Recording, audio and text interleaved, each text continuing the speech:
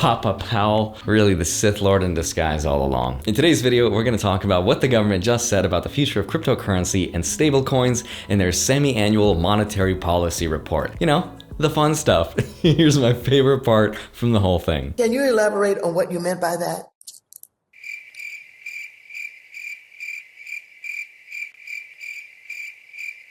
Chair Powell, will you unmute? I'm sorry, Madam Chair.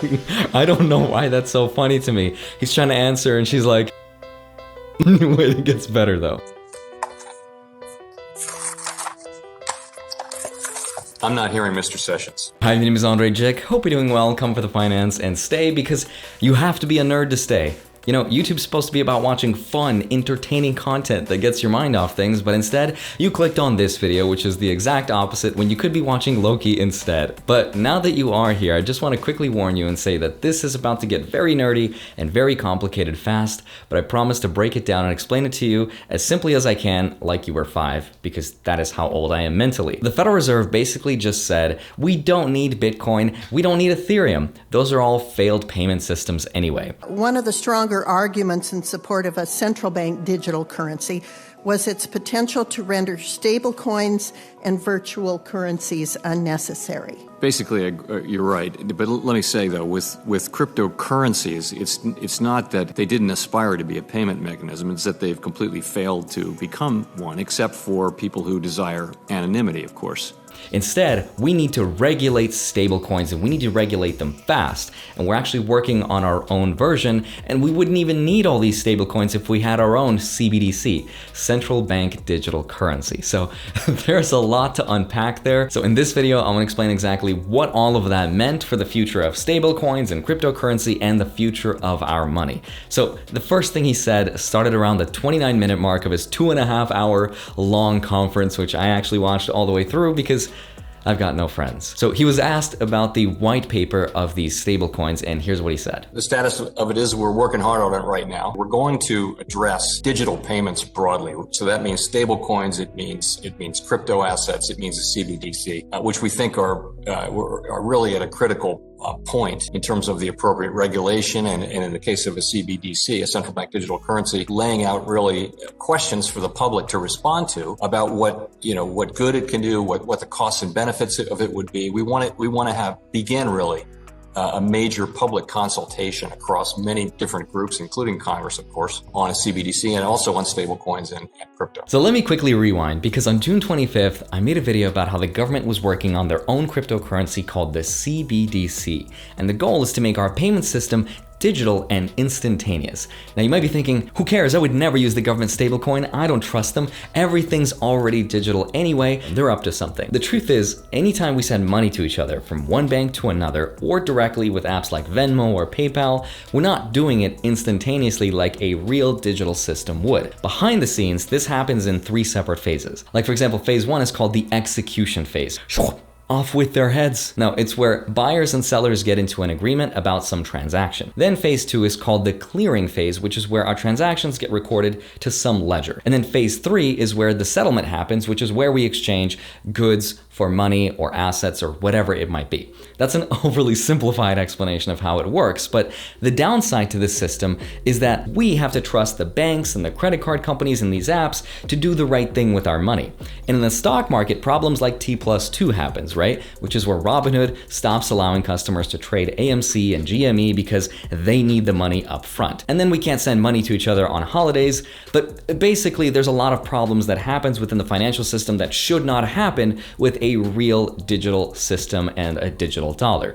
And that's what they're trying to solve. But the problem is that stablecoins have a really huge risk attached to them. Stablecoins are a lot like money market funds or bank deposits or a narrow bank, depending on the terms of them, that kind of thing, but without the regulation. And I think we have a tradition in this country where the public's money is held in what is supposed to be a very safe asset. We have a pretty strong regulatory framework around bank deposits, for example, or money market funds.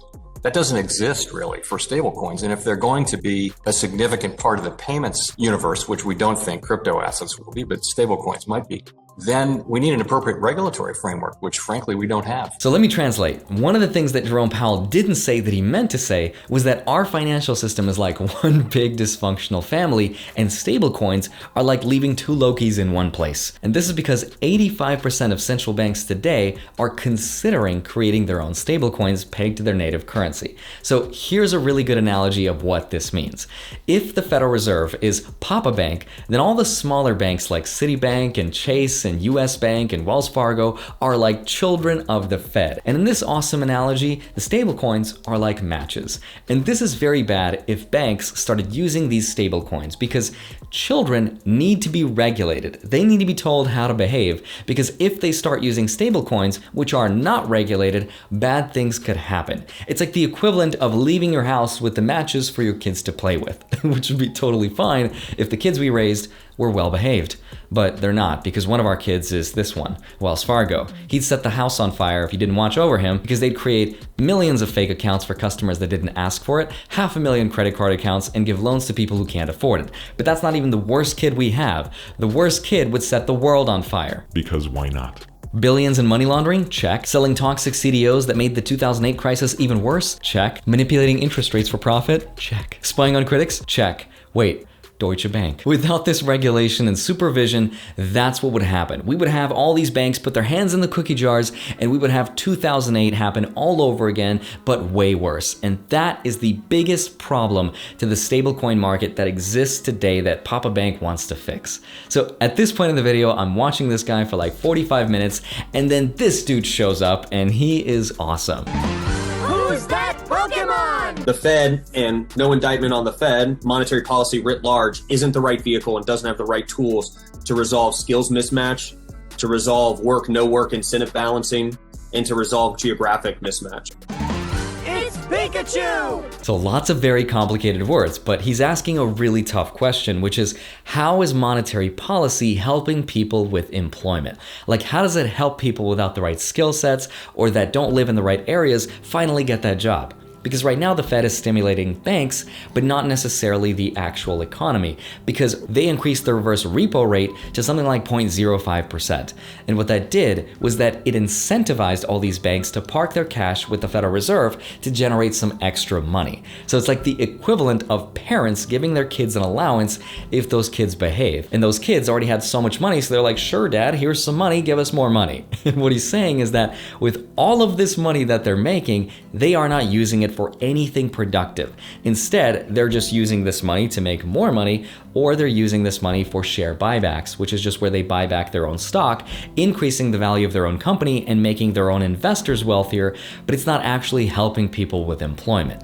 So the question becomes, at what point do we say to ourselves, we have bought enough assets, we have printed enough money, have we truly solved the unemployment crisis? You believe that the difference between 60 billion and 120 billion, or 0 billion and purchasing 120 billion, is a material impact on the point at which we will reach full employment?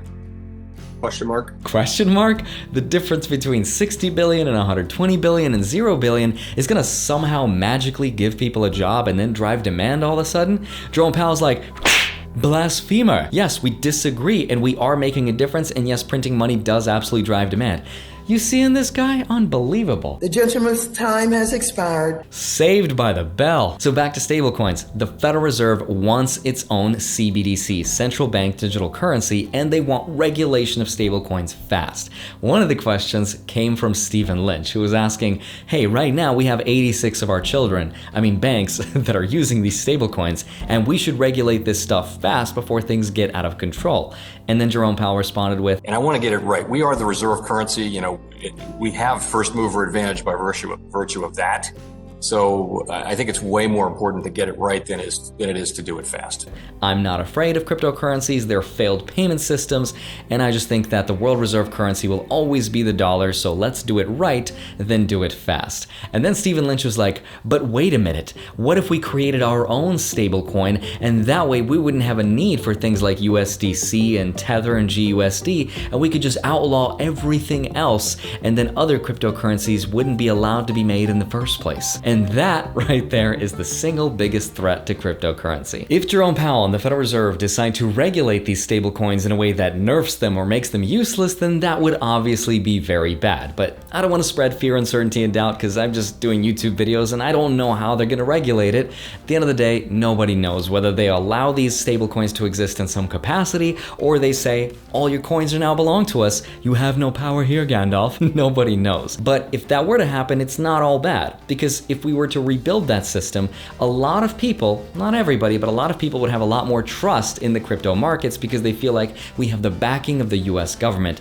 and that feels like the market is much more stable. And with that, maybe we could finally approve an ETF, which would eventually send the price of Bitcoin soaring. So it's not all bad. The downside, though, is that we'd lose control over the future of money, we'd have a lot less transparency, and we would phase out cash. So there's pros and cons depending on how you look at it, but personally, here's what I think will happen in the next 3 to 5 years. This is a very rough prediction, but see if you can follow along.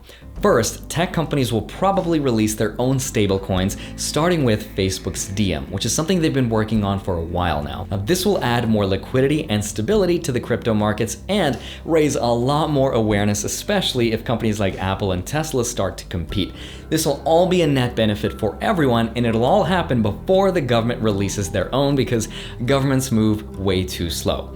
Now, at this point in time, banks are going to be like, ooh, there's a lot of money to be made here, and they'll probably start accepting these stablecoins as a medium of exchange.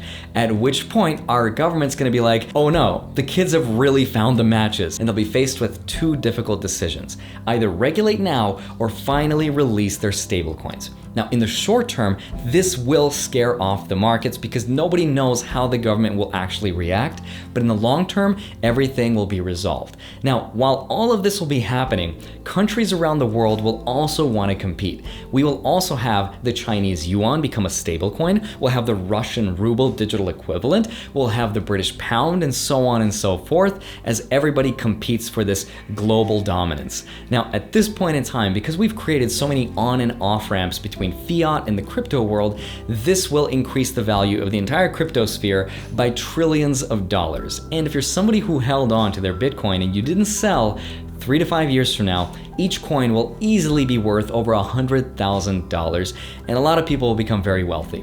At which point, Ethereum becomes Skynet, the petrodollar is challenged, and we have an all-out conflict for a dominant world reserve currency. No, I'm just kidding. Dogecoin is gonna become the thing, and we're gonna have world peace forever. Thank you so much for watching. As always, don't forget to smash that like button, subscribe if you haven't already, and go get up to $250 worth of free Bitcoin with this BlockFi link right here, blockfi.com/Andrei. Go get your 2 free stocks with Webull when you deposit $100. Those stocks can be worth up to $2,300, and go track them automatically with the spreadsheet that is linked down below in my Patreon.